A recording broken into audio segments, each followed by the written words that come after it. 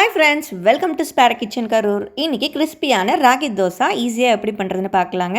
அதுக்கு முன்னாடி நம்ம சேனல் ஸ்பேர் கிச்சன் கரூரை சப்ஸ்கிரைப் பண்ணாதவங்க சப்ஸ்கிரைப் பண்ணிவிடுங்க. பக்கத்தில் இருக்க பெல் ஐக்கானும் அப்படியே கிளிக் பண்ணிவிடுங்க.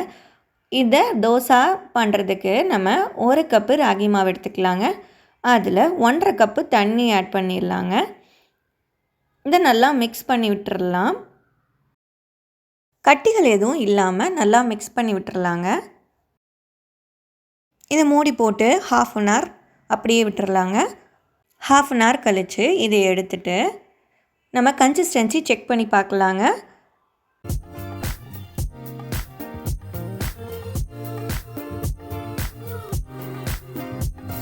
இன்னும் ஒரு ½ கப் வாட்டர் ஆட் பண்ணிக்கலாங்க. அதுக்கப்புறமா நல்லா மிக்ஸ் பண்ணி எடுத்துக்கலாம்.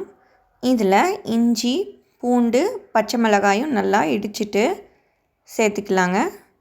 அதுக்கப்புறம் இதில் கொஞ்சமாக கருவேப்பிலையும் நம்ம குட்டி குட்டியாக கட் பண்ணிவிட்டு ஆட் பண்ணிடலாங்க. மாவோட கன்சிஸ்டன்சி நல்லா இந்த மாதிரி தண்ணியாட்ட கரைச்சி எடுத்துக்கணுங்க. அதுக்கப்புறம் தேவையான அளவு உப்பு ஆட் பண்ணிடலாம். அவ்வளோதான், நம்மளுக்கு மாவு ரெடி ஆகிடுச்சு. தோசை ஊற்றிடலாங்க.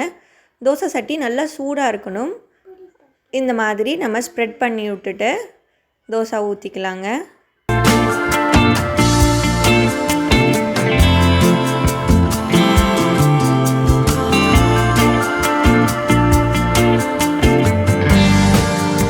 அவ்வளோதாங்க, கிறிஸ்பியான ராகி தோசை ரெடி ஆகிடுச்சு. குட்டீஸ் கூட இதை விரும்பி சாப்பிடுவாங்க. நல்லா மொறு மொறுன்னு இருக்கும். நம்ம யூஸ்வலாக ஊற்றினோன்னா நம்மளுக்கு இவ்வளோ கிறிஸ்பியாக வராது. இந்த மாதிரி ஒரு வாட்டி ட்ரை பண்ணி பாருங்கள் ஃப்ரெண்ட்ஸ். இதுக்கு சூப்பரான சைட் டிஷ் ஒன்று பார்த்துடலாம். 1 கப்பு நிலக்கடலை பருப்பு எடுத்துக்கலாங்க. ½ கப்பு பொட்டுக்கடலை எடுத்துக்கலாம். தேவையான அளவு காரத்துக்கு பச்சை மிளகாய் எடுத்துக்கலாம். இஞ்சி, பூண்டும் சேர்த்துக்கலாங்க. கொஞ்சமாக உப்பு ஆட் பண்ணிக்கலாங்க. இதை அப்படியே அரைச்சி எடுத்துடலாங்க.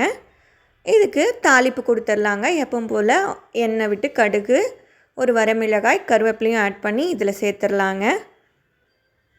இந்த மாதிரி நீங்களும் ஒரு வாட்டி ட்ரை பண்ணி பாருங்கள் ஃப்ரெண்ட்ஸ்.